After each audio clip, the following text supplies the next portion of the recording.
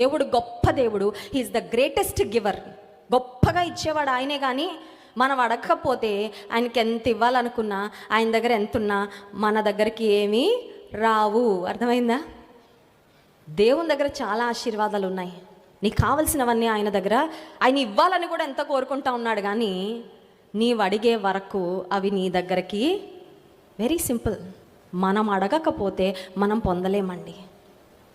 ఎందుకు నేను పొందట్లేదు అంటే దేవుడు అంటాడు, నువ్వు అడగట్లా. నీకు అడగడం కొన్నిసార్లు చేత, you don't know how to ask.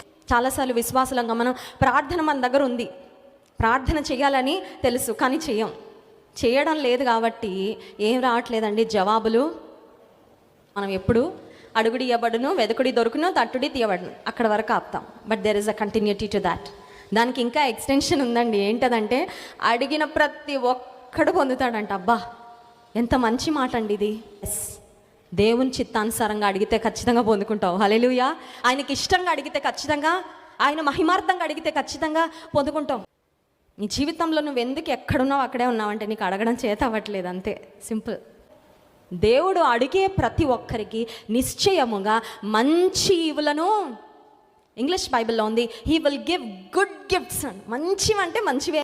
తనను అడిగే ప్రతి ఒక్కరికి శ్రేష్టమైన ఈవులను దేవుడు అనుగ్రహించాలని ఇష్టపడుతున్నాడు.